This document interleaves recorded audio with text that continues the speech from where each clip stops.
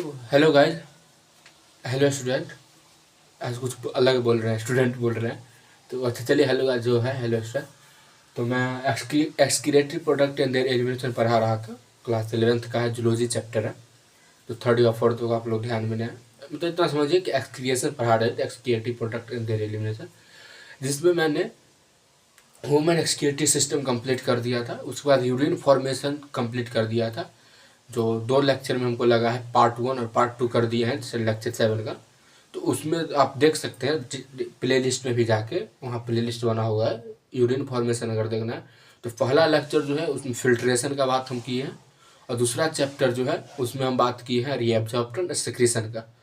तो हम बोले थे कि यूरिन फॉर्मेशन यहाँ पर कंप्लीट हो जाता है, और वही कंप्लीट हो गया था। अगर 1-2 पॉइंट छूटा होगा तो आप लोग एनसीईआरटी से देख के कवर कर सकते हैं। उसके बाद हमको बताना था फंक्शन ऑफ ट्यूब्यूल, क्योंकि हम जब नेफ्रॉन यहाँ पर डायग्राम बताए थे तो उसमें पीसीटी भी बताए थे, डीसीटी भी था, कलेक्टिव डक्ट भी था, हेनेल्स लूप भी बताए थे, जो नीचे में था हेयर पिन शेप्ड था। तो 4 तरह के ट्यूब्यूल होते हैं, जैसे रीअब्जॉर्प्शन होते हैं, सेक्रेशन होते हैं, कुछ एक्टिवली होते हैं, कुछ पैसिवली तरह के रीअब्जॉर्प्शन सेक्रेशन होते हैं, जिसमें एनर्जी लगती है नहीं, बहुत सारी बातें। तो वो हमको बोले थे कि फंक्शन ऑफ ट्यूब्यूल हम बात करेंगे। तो वही आपको अभी आज बताना है कि फंक्शन ऑफ ट्यूब्यूल क्या होता है, उसके बारे में पॉइंट है। पीसीटी, डीसीटी और हेरेंस लूप, कलेक्टिंग डक्ट, ये 4 पॉइंट है। तो कोशिश रहेगी कि आज हम समझा दें, बता दें, एनसीईआरटी से कवर करें। तो चलिए, हम ज़्यादा समय नहीं बर्बाद करते हुए हम आगे मतलब बताते हैं आप लोगों को कि पहला पॉइंट है क्या, मतलब पीसीटी के बारे में है क्या। तो चलिए देखते हैं।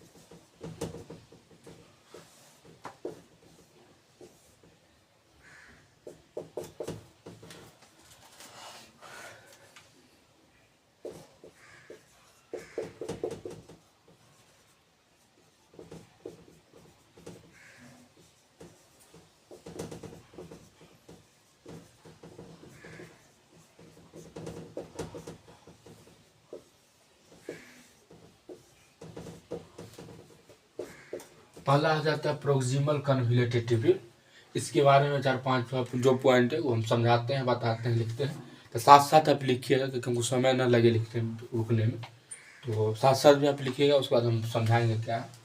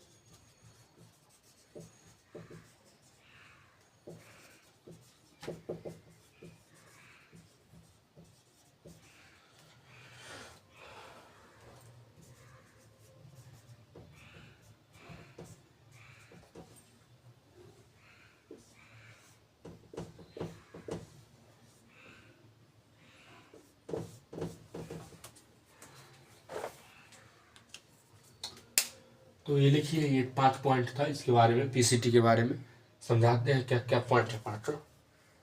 तो पहले लिख लीजिए फिर बताते हैं।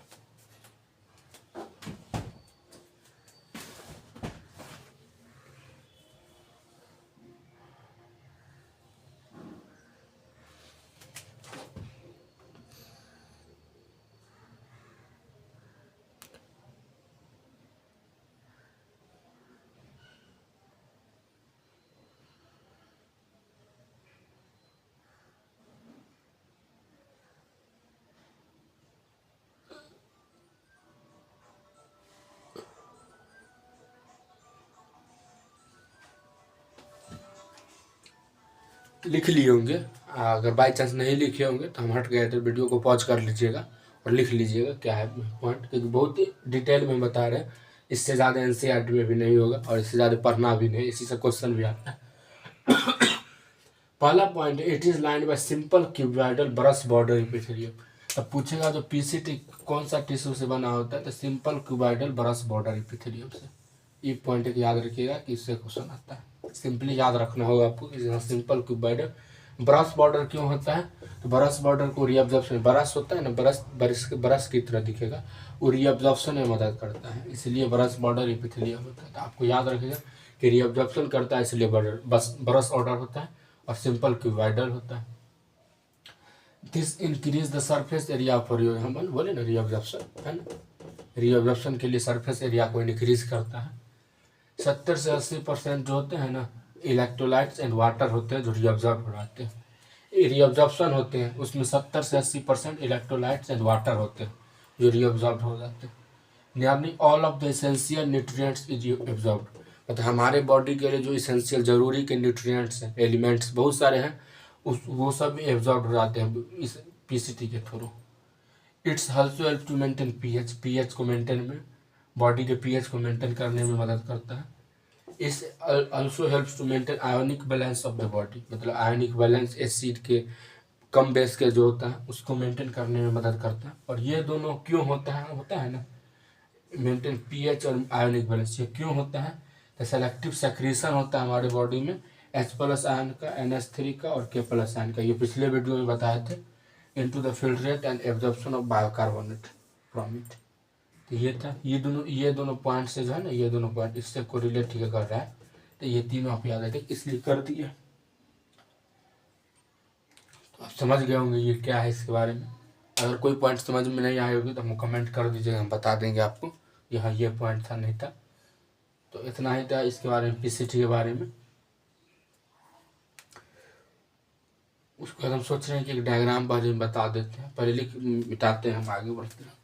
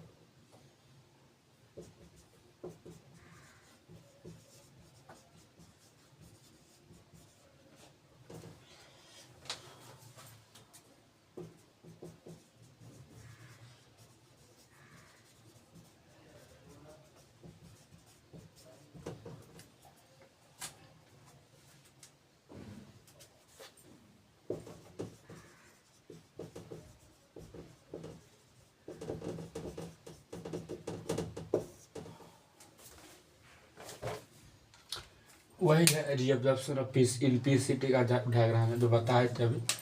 इस तरीका का क्यूबाइडल का होता है।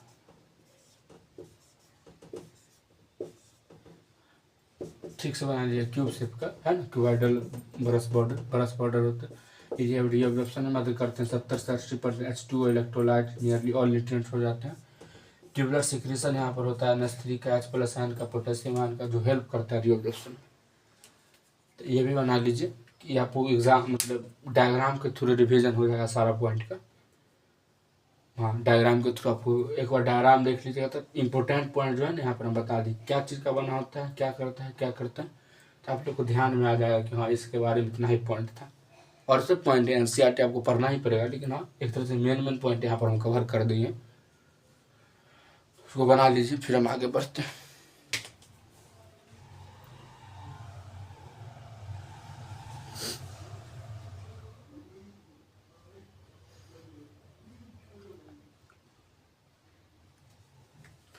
चलिए मिटाते हैं।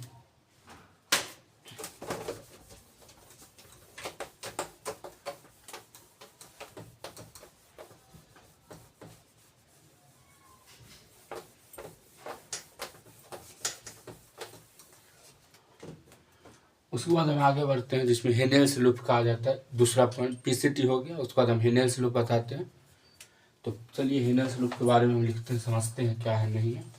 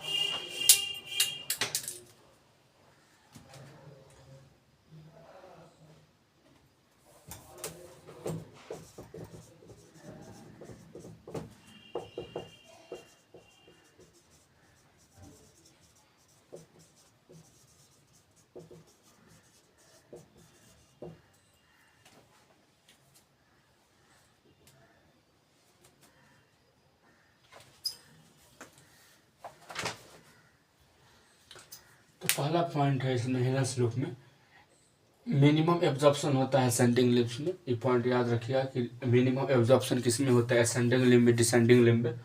असेंडिंग लिम्ब में जो होता है मिनिमम एब्जॉर्प्शन होता है। रीजन क्या होता है, सिग्निफिकेंट रोल करता है maintenance of high osmolarity medullary इंटीरियम। अंदर के जो हमारे बॉडी में जो फ्लूइड होते हैं ना, उसको ऑस्मोलर पीएच को, आयनिक बैलेंस को, टेम्परेचर को मेंटेन रखते हैं Henle's loop. Impermeable to water, water को आने जाने नहीं देते हैं। परमिएबल टू इलेक्ट्रोलाइट, एक्टिव और पैसिव होता है, तो इलेक्ट्रोलाइट को परमिएबल कर दे, आने जाने देते हैं। फिर लेकिन एक पॉइंट और है जो लगभग ऑलमोस्ट इम्परमिएबल होता है इलेक्ट्रोलाइट्स का, एक पॉइंट को ध्यान में रखिएगा। डिसेंडिंग लिम्ब जो होता है एब्जॉर्प्शन के लिए होता है ना, एब्जॉर्प्शन मिनिमम एब्जॉर्प्शन होता है असेंडिंग लिम्ब में, लेकिन डिसेंडिंग लिम्ब में एब्जॉर्प्शन होता है। इसको लिखिए फिर हम आगे बढ़ते हैं।